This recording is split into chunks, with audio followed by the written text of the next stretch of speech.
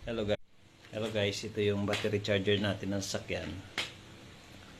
Dahil nasira, kailangan kong i-check.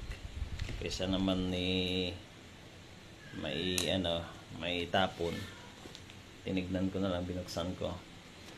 Yan, imported yan, pero nabili ko lang din sa SOS dati na parang store ng HMR. Imported siya pero maganda.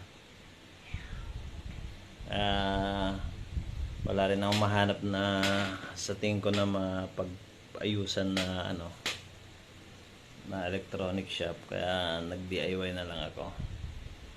Yan, kinalas ko lahat yung housing niya para makita ko yung dahilan kung bakit anong nasunog. Kasi sa electronics naman minsan kita naman sa mata kung ano yung nagiging sira, kasi yung may mga piyesa sa circuit board.